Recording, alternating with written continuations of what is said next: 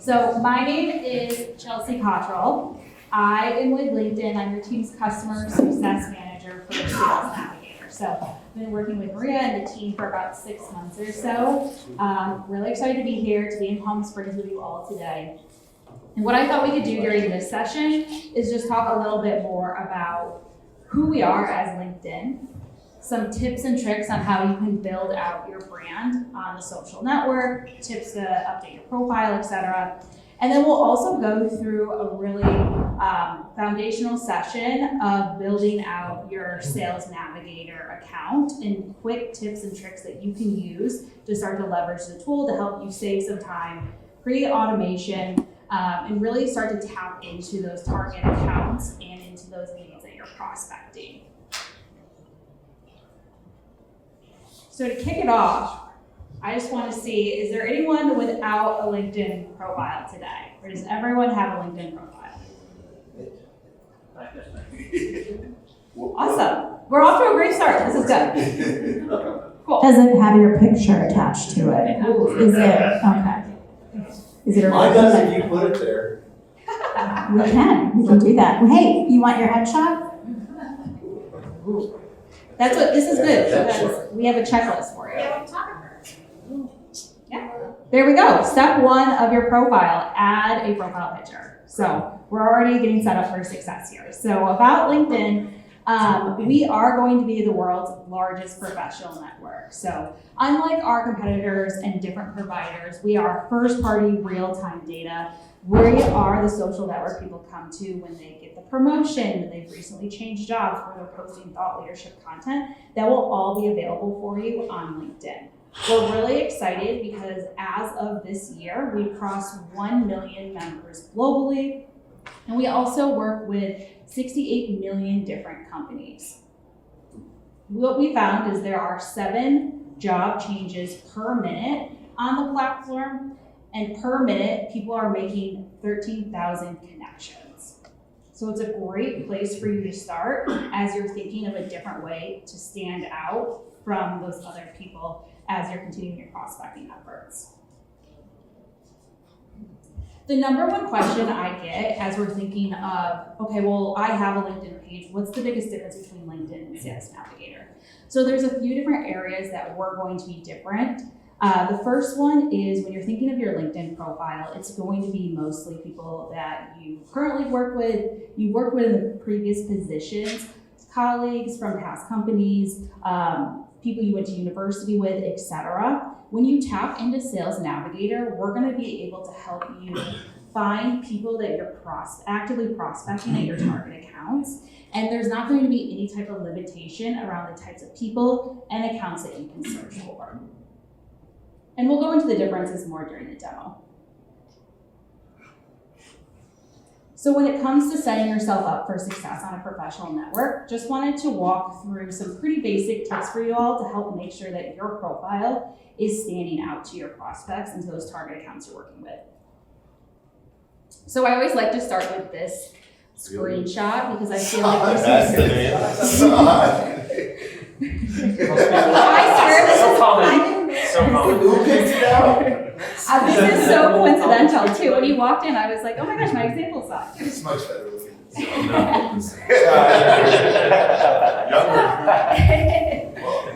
So who are we buying from, right? So when you're thinking of how you're going to continue to build your credibility and become a thought leader in your industry, you want to make sure that you're standing out on your profile as well. So you can see that the slide on the left, this person's going to have no profile picture, there's no information. If you're getting this connection request, or if someone like this is looking at your LinkedIn profile, you're probably not going to interact with them. But if you are getting an email from the person on the right, if they are sending you a connection request and they have this type of detail in their profile, you're going to take more time to consider making that connection.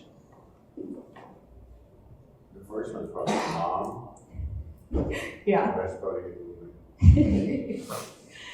So there are 8 elements that we can use when we're thinking of creating your LinkedIn page. page. So I won't go through every single one of these. I'll make sure that you all have this. I have a profile checklist I can send over after our conversation today. But really, what you want to do is just make sure that you are building out your brand. You are making sure that you have that professional headshot. Sounds like you might have some of those on site for you if you need it. You have a background photo. Typically, I recommend just doing any kind of company content for your background photo.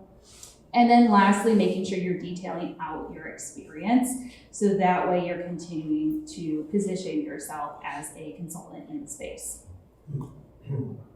So I have a question. Yes. Okay.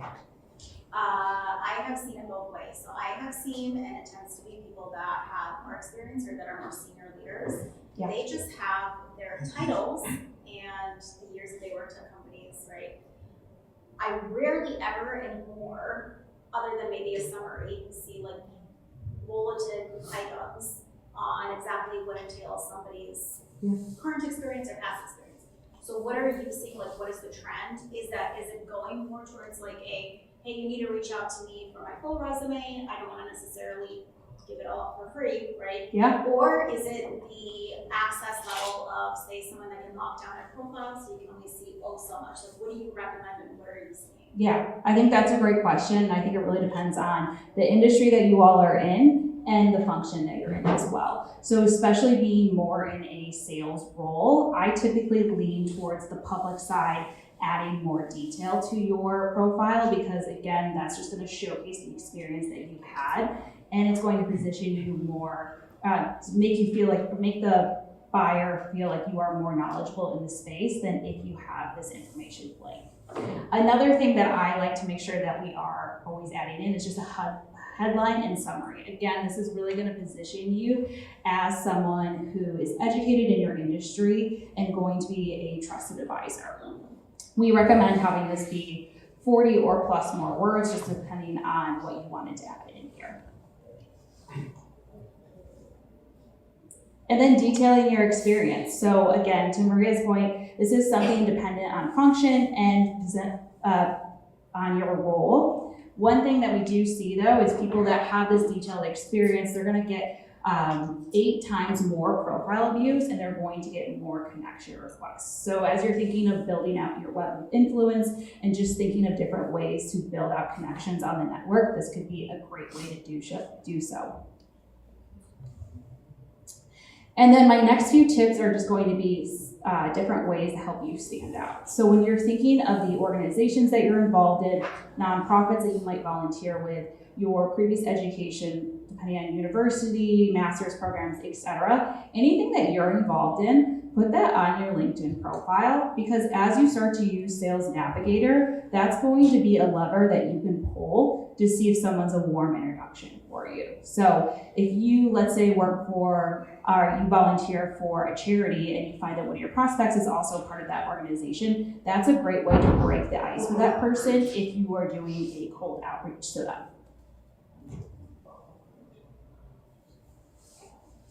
Same with adding skills, getting endorsed, and requesting recommendations. So this is going to continue to help you build that credibility, especially just from what I've heard in the sessions that I attended this morning. It seems like you all really focus on building those relationships with customers. So if you make a really good connection with someone, don't be afraid to ask them for a recommendation to put on your LinkedIn page.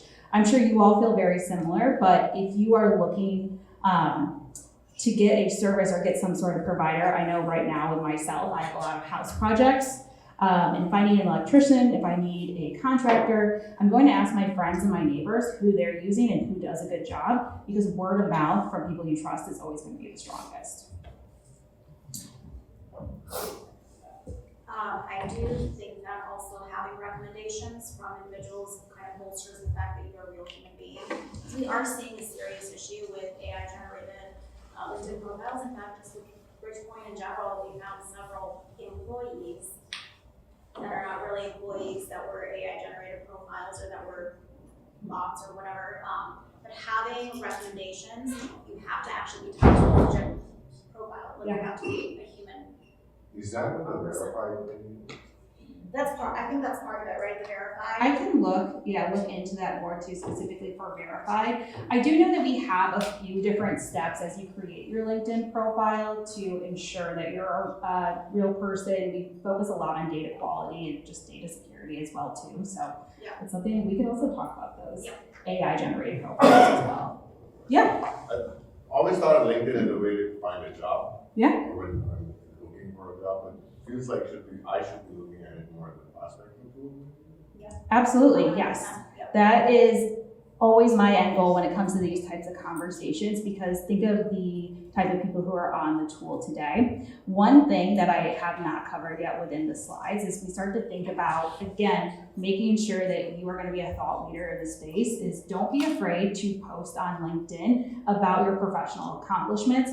Don't be afraid to post content specific to Bridgepointe or specific to your customers, because people are going to see that not only in your network, but anyone's network that engages with your content on LinkedIn. So that's just going to continue to amplify your brand across the social network.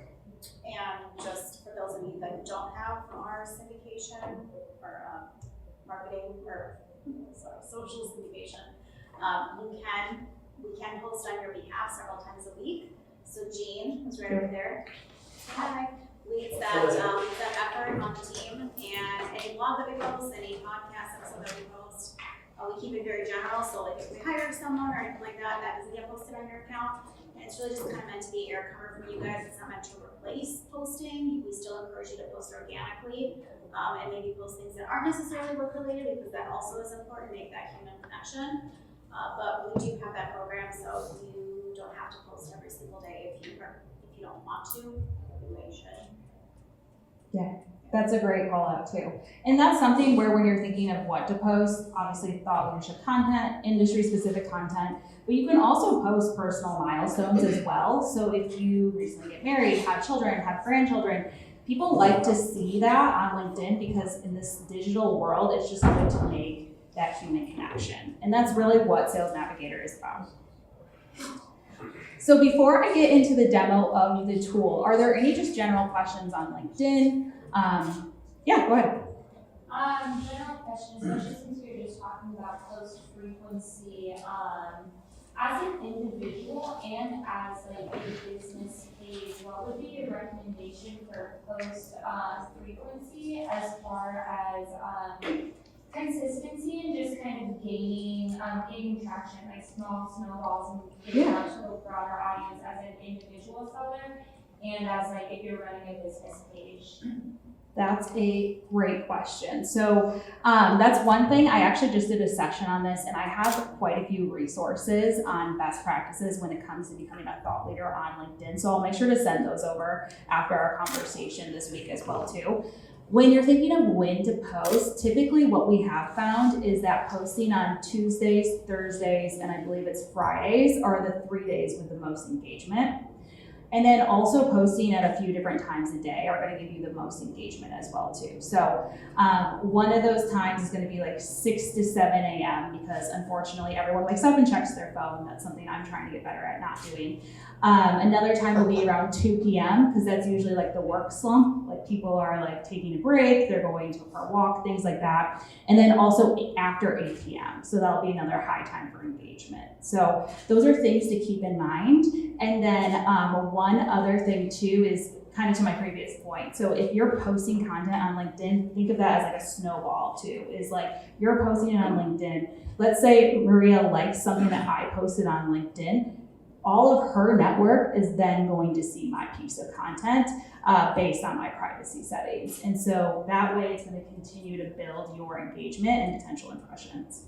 So Saad, you're out. Should you be more active on LinkedIn just for, you post thought leadership pieces on our website, right? So you should be sharing that to your network. I have my privacy settings set to just me.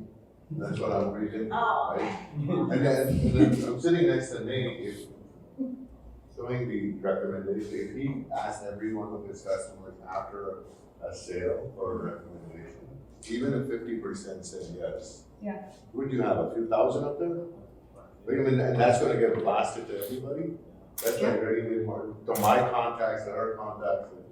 to enhance contacts.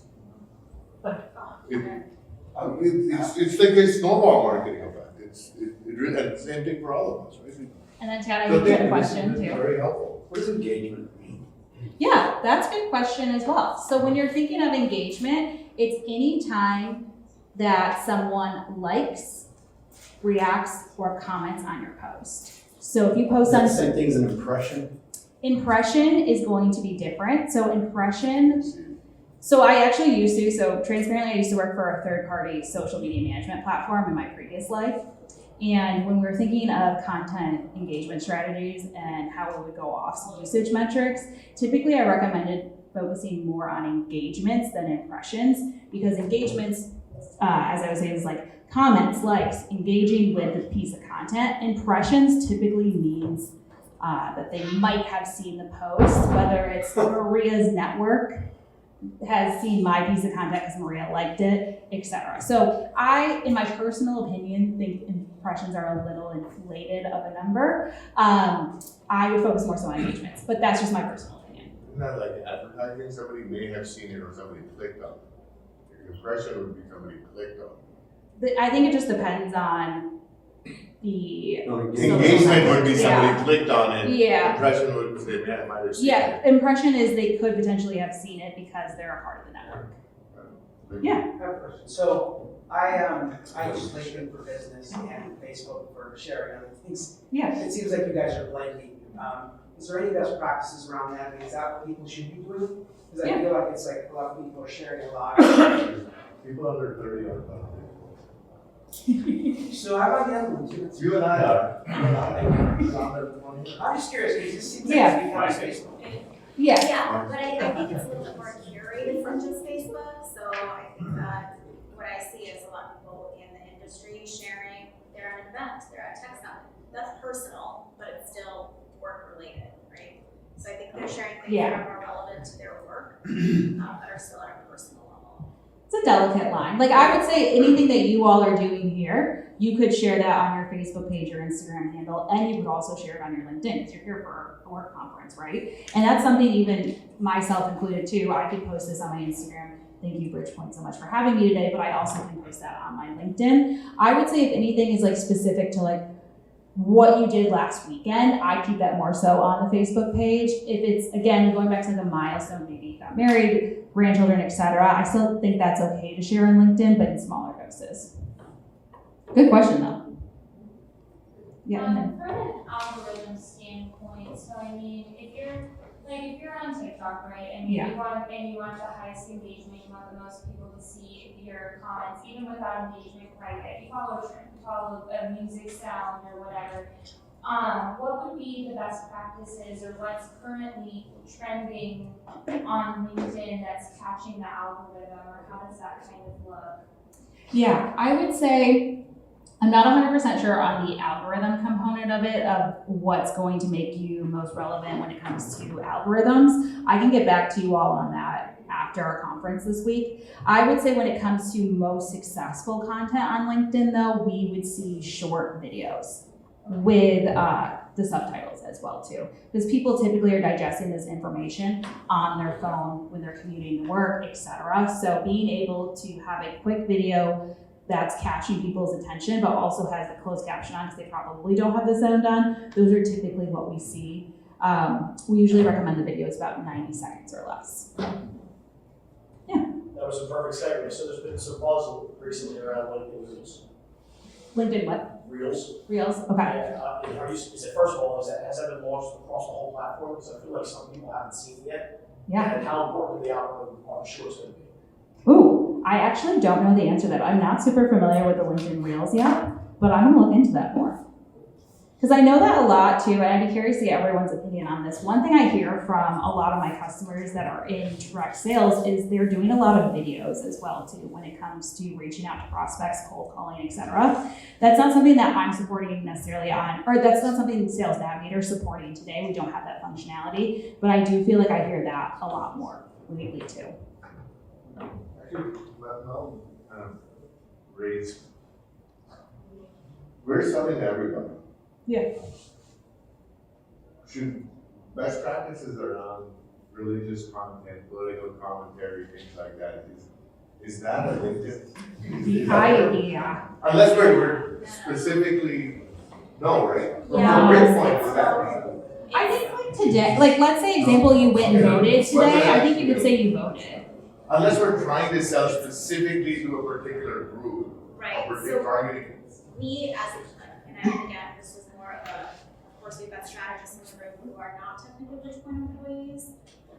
You are your corporate employee. I think most corporations would probably not necessarily discourage you, but tell you to use your best judgment. While you can't necessarily prevent anybody from doing anything, we don't have the capability to prevent you from posting support of a certain topic or a certain, human being, but at the same time, that's gonna be on you if you're using it more of an activist platform. Plus, if you have our brand, like you're using our header, you're using our logo, you're using things that are Bridgepointe associated, now we have a legal counsel, so I guess that's legal to her to decide. It's a slippery I was slope. going to say there is actually a section in the employee handbook. to There is, go it's over about social media. That says I get fired if I do. Yeah, well, it goes over what's the guidelines and all that good stuff, so I would start there. Go read the manual before you say. Yeah, that's good. I was just doing handbook stuff the other day. I think it's- Do you ask people using like the chat or the messages of the prospecting tools? Because I guess the percentage of people that apply to those is pretty low. I mean, people are getting inundated with visual messages, and we're say it's more like a research tool. Yeah, I think that's a great question as well too, and I hear this a lot. And my rebuttal for this is when you're thinking of the in-mails in LinkedIn, the thought process behind this is we want to make sure that they're targeted towards that person, that they're incredibly customized. And when they're done correctly and when they're done well, we do see about a 10% response rate, which I believe when you're thinking of like whole general emails, we have like a 3 to 6% response rate there. So there is an opportunity for those to work well. As a customer success manager, I use those when I'm unable to get in touch with my customers. So I have a few where I email, everyone who uses Sales Navigator. I email the program managers, and they're not very responsive. And in that situation, I then go to Sales Navigator. I find a lot of their sales leaders, and then I'll just send them a quick note on an email like, hey, just wanted to make sure you knew you had Sales Navigator, want to make sure you're leveraging it, I'm here as a resource, would love to connect sometime. And that is always a great Hail Mary for me, because if they're active on the network, they'll typically give me a response at that point. So that's typically how I see it successful, but I have heard that feedback before. It's obviously not very. Yeah. That's my question. So I'm a subject matter expert, and so I like to share research and things like that. My audience is going to be strategists and companies.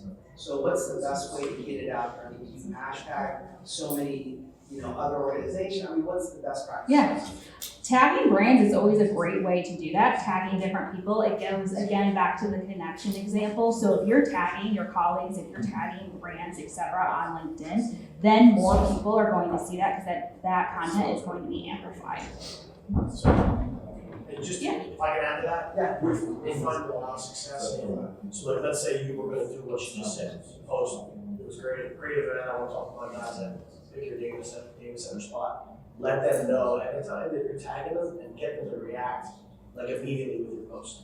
So when they get in there early on in the post, it gets more organic reach. I'll find that. So if it sits out there for a day and a half and they finally respond, you're gonna get less views than you would if they get right in there and Yeah, that's a great example there. Cool. Should I know we have about 15-ish minutes left. Yeah, but you guys are great. Thank you for being so engaged. It always makes the sessions more fun. I have a question. Yeah. So, I know you were talking about how engaging with people that you know and all this stuff, and so I have 1,600 connections on, which is not a lot, No, I think that's a good amount. right? Yeah. I don't know any of these people. I know some of them. Okay. I could probably put a hundred of them. Yes. I did today. You might need to be a little bit more picky I with dug that. through my thing and I saw Saad was on there and I accepted yours because I don't know you. So. That's That's Put it in good. there 2 years ago. I'm on LinkedIn a lot. You're making real life connections. I am. Yeah. But I'm Got wondering, projects, so. should I go through and delete all the people that when I look at their name or their picture go, I have no idea who these people are? I think that's a great best practice. Yeah, I feel the same way sometimes. Okay. Like there are people who just will reach out to me blindly, and I've accepted their request, Right. connection request. And as you start to use Sales Navigator too, we have different functionality that's going to show you, hey, your prospect and you both know X, Y, and Z person. So if you don't know them, that's not really going to help you get your foot in the That's door. the deal, right? So that's the information that I get is I'm connected to them through this person. I'm like, I have no idea who that person is. Yeah. I'm afraid that people get offended if somebody unfriends who is on LinkedIn. They don't know though, right? No, I was gonna say on LinkedIn, I feel like they're it's a little bit more vague. You wouldn't get a notification that someone unfriended you or anything like that. So you can remove them as connections. Quick question, Yeah. what is the difference and what is the benefit of having followers versus connections? Because I feel like it started with connections and then you guys added followers. Yes. And now I feel like I have way more followers than I do connections. Oh my gosh. Okay, you stumped me because I really don't know. And I think about that a lot because I don't have followers and I would love followers. So Everybody has a connection probably by default, you have to uncheck. you have to uncheck. So it's followers because they follow you. They'll see your Not all the content. content. See, I'm gonna have to double check the follower versus connection. Okay. But so just to go in, this is kind of just a basic of what Sales Navigator will look like. I just want to make sure that you know what you have access to if you have a Sales Navigator license. You can access Sales Navigator from this icon here in the right-hand side of your screen. This will take you over to your Sales Navigator newsfeed.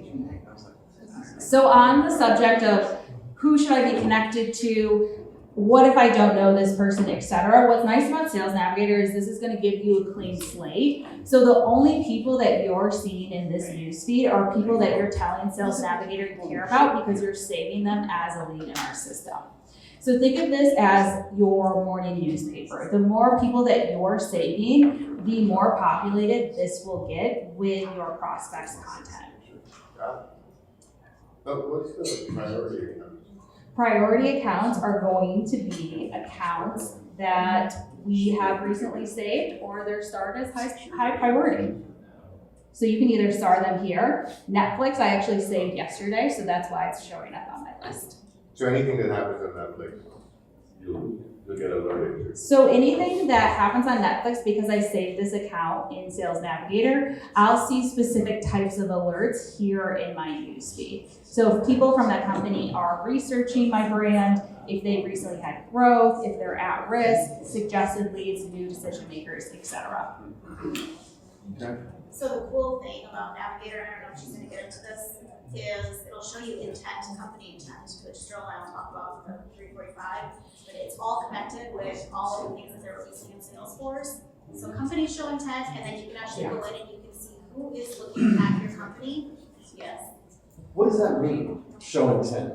Well, this is, you'll have to stick around for the next session. Higher intent. The thing is, my Oh, that's intent right. is- What's this for the beginners? Yeah. Never mind. I'm probably not ready for intent.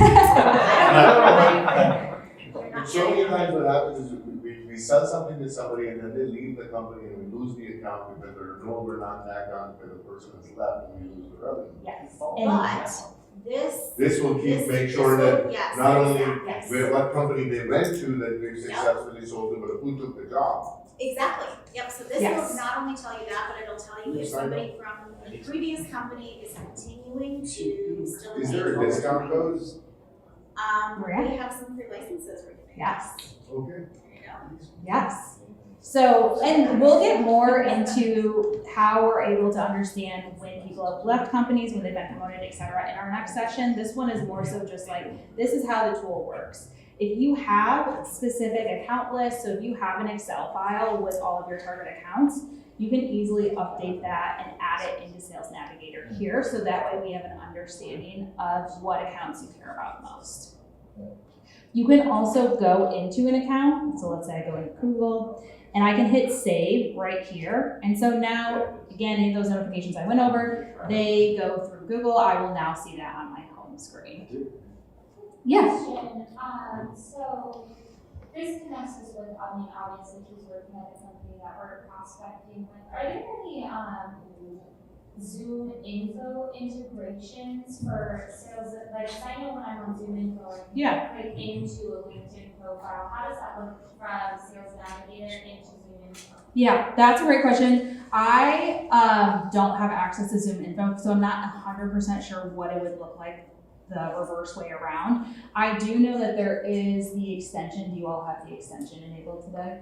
We don't, so because the way that Bridgepointe uses Zoom info is a little bit different, ours is built into our Salesforce. It's built into what we call Signal. For our strategists, but your companies might look a little bit different, right? So there's a distinct possibility that we can integrate all three. So if you guys do use some type of CRM, whether that's Salesforce or not, and it has more out-of-the-box capability, you can integrate LinkedIn and you can integrate Zoom info, what that looks like and how that. Okay, so it's more of There's a. separate. There's so CRM, but they're not congruent. They're competitors, like Yeah. Live versus. Okay, Yeah. that's Separate fine. databases. Zoom info to LinkedIn, so Yeah. I'm curious if there was a vice versa.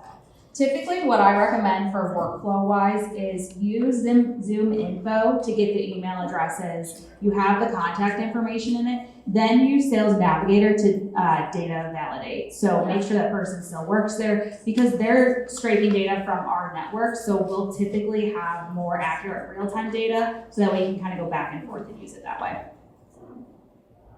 Cool. So then just going quickly into some of our lead filtering options as well too. So once you are starting to look through prospects, what you can do, and I'll go into this a lot further in our next session when we're thinking of warm paths in, mutual connections, etc. But this is what the lead filter screen will look like. So let's say that you want to find someone who is going to be a director of technology.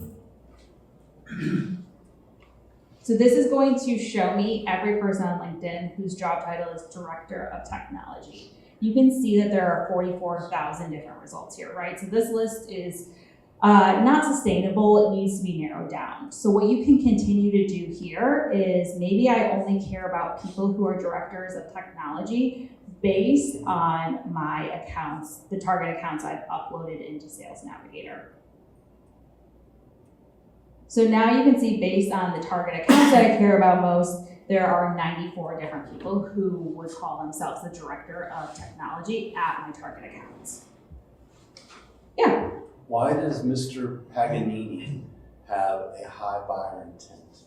Yes, that is a good question. The buyer intent is going to be an algorithm on our end. So what this is going to do is it's indicating that he has interacted with LinkedIn on the LinkedIn network. So for example, if we were saying this about Bridgepointe, this would mean that he has interacted with Bridgepointe's company page on LinkedIn. So he's either recently accepted a connection request from someone at Bridgepointe, he has looked at their company page, he is potentially engaged with an ad. Only based on activity on LinkedIn. Yes. Okay. And that's what I was thinking for some of our content for the next session too, is because I know you all have 6 Sense today. This is something that we recommend pairing together because it's only LinkedIn specific. So it's not going to necessarily showcase what you can do in 6 Sense, but I think this is a great way to complement what you're already doing. 6 Sense. We don't have 6 Sense. Oh, sorry. No, we don't have 6 Sense. We use. Get that for us. It sounds cool. Yeah, so can you elaborate on the intent, so, Yeah. you're a Bridgepointe strategist, and you see, one of your prospects come up with intent, so you're saying that means they Yeah. search somebody who is in the technology space? They search someone at Bridgepointe. So just at Bridgepointe? Yes. So working with Chris Sandell. Yeah, so it's The market for. Right. Yeah. Right. That's not a good thing. And that's something too where it's going to be on the account page as well. So if you're looking at your target accounts in Sales Navigator, you'll see we have an option to filter by buyer intent scores.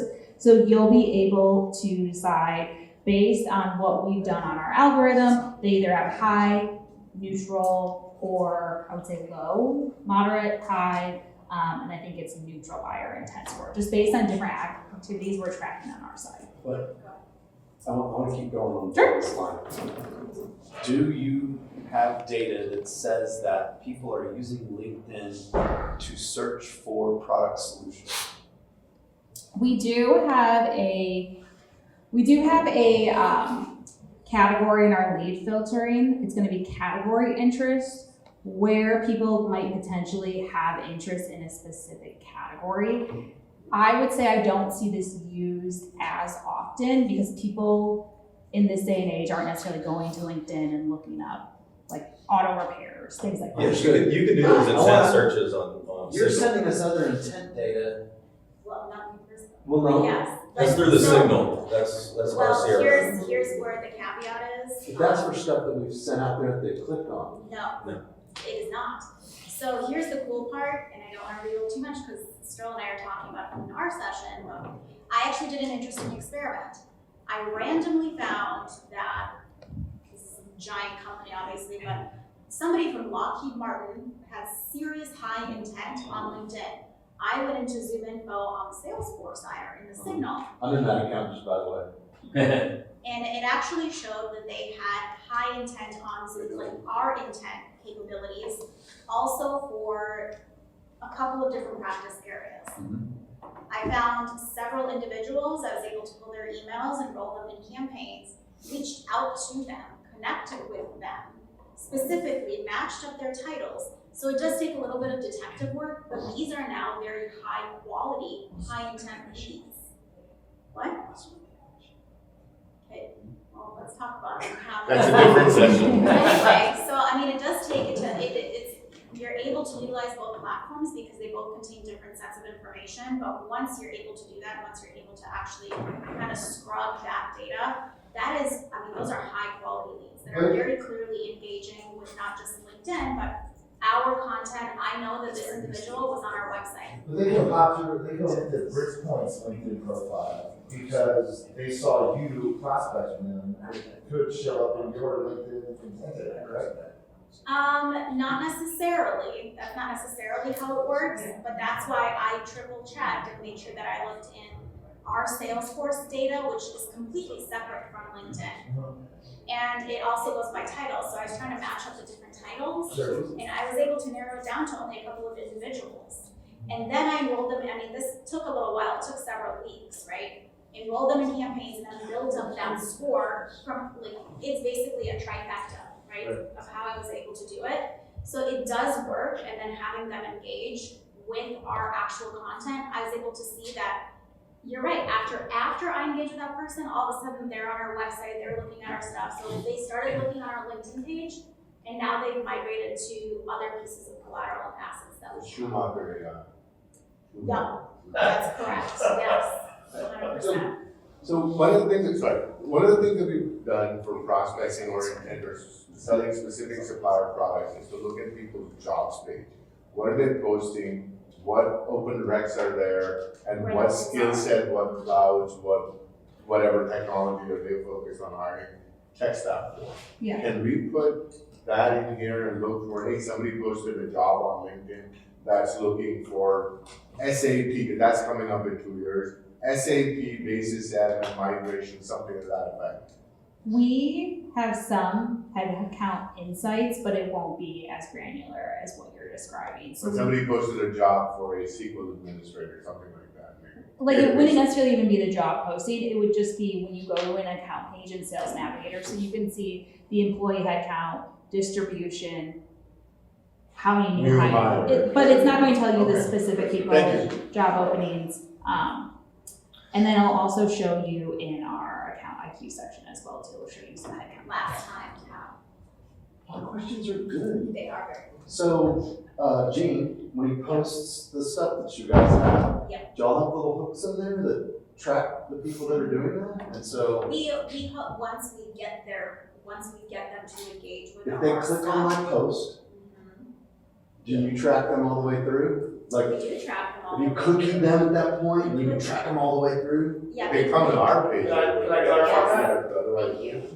We track everything except for Dallas Cowboy fans. So Good answer. That's very small. They're tracked by. I think it's only tap. I mean, They're tracked by another agency, you don't have to do it. They all hold it. But y'all own that information, or does that show up in any of the metrics that we have? We own that information, but we can certainly share it. We don't own it, we'll share it with you. We're working on trying to figure out a way where we can surface those analytics to everyone individually, but that's down the road. I know we are at time, so we are going to give away, is it three? Three licenses, yes, but it's only if you're Bridgepointe associated. Only if we do the last question. Almost, yes. But it is a pop quiz. I'm glad we're finally connected on LinkedIn. How many members does LinkedIn have globally? 1 billion. 1 billion. Plus. Oh. As of 2024, we have 1 billion members. How many connections are made through LinkedIn per minute? 13,000. Good job. This is a listening test, honestly. Except this last one, I didn't get to go over during this session, so this will be for someone. 50. More than Yeah, 50. 50. More than one. That's because mine don't work. I mean. Hit the limit. Yes. But seriously, if you are interested in getting a navigator license, just let me know. We're giving away a couple. They're free. Thank you all so much. You all were so great. Chelsea, you're awesome. Thank you. So many. I have no changes. Before, but I was waiting Yeah. for it.